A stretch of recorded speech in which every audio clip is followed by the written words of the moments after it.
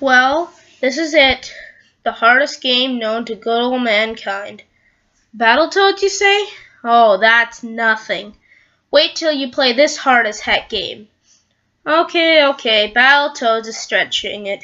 I will go far enough to say this is definitely in the top 10 hardest games of all time. Where it is, I have no clue. My point is, though, this game is hard.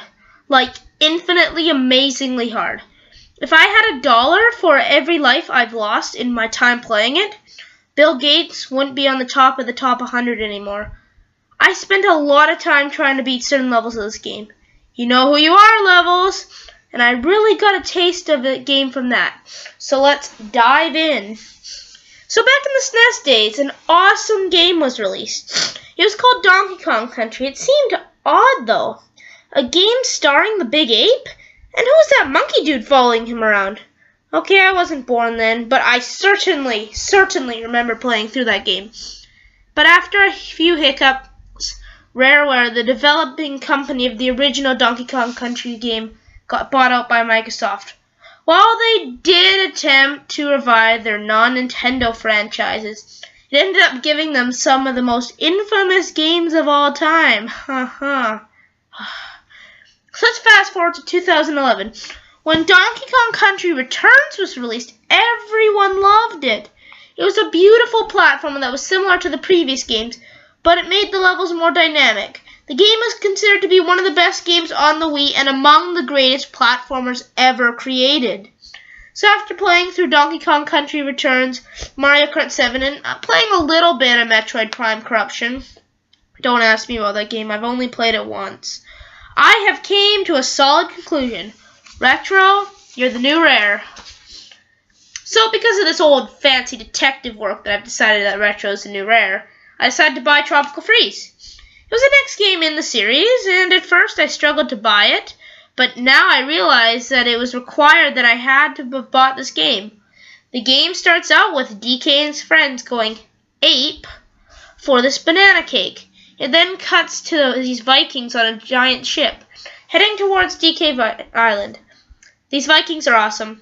I cannot describe in words how awesome those penguins are. But when they are beginning to unleash their icy wrath on our beloved DK Island, the big hairy ape sees a snowflake. So him, Diddy, Dixie, and Cranky Kong all look outside to see the Vikings coming closer.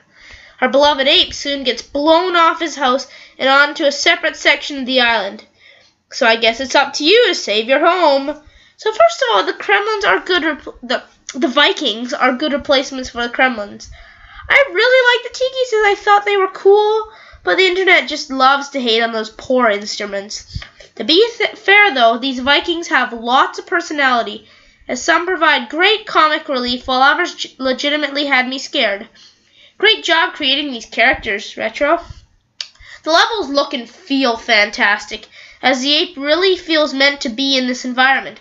I really like how the gamepad gives a distinct feel to the game, and while the controls will take getting used to, getting the precisions of the buttons down will make the game feel smoother and easier in the hard parts. Retro went above and beyond to try to fix some of the certain problems in the original.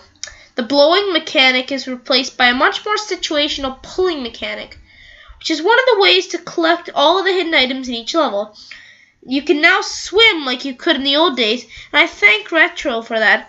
I don't like swimming levels, but these ones are superior. This game feels majestic, and if you need any evidence of that, just check out Grassland Grove here. It's one of the most beautiful and elaborate levels I have played in any platform game for some time, with the great sunset and beautiful music making the level a real immersive experience. Oh, I forgot about the music.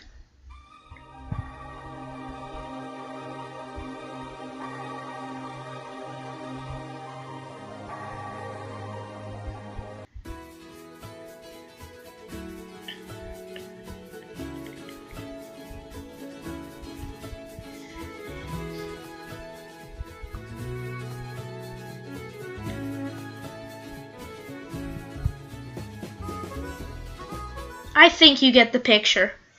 So the biggest difference between this and Donkey Kong Country Returns is definitely the addition of Dixie and Cranky Kong.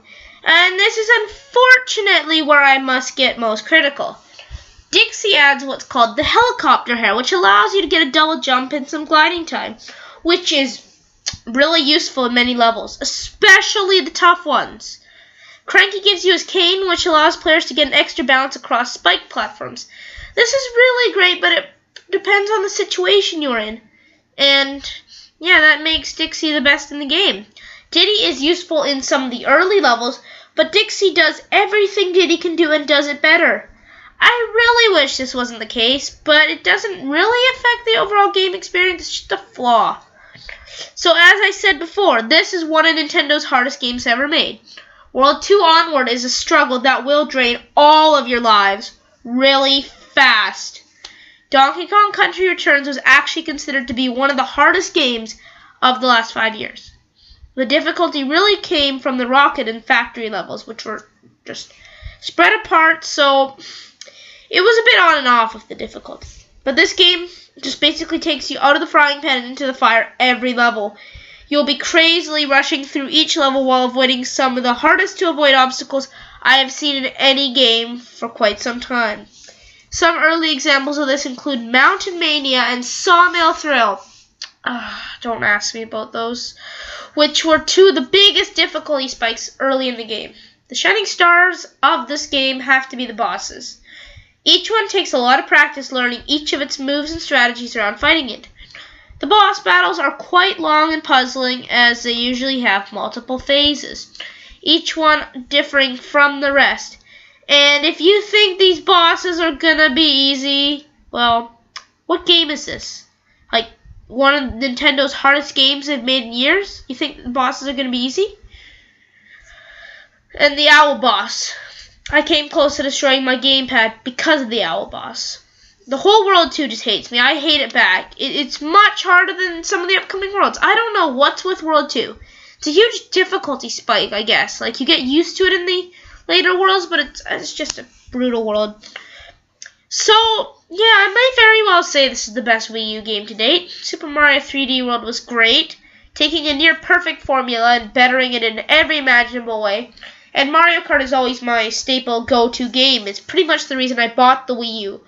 It is a tough one, but I still think this is definitely the best game on the system.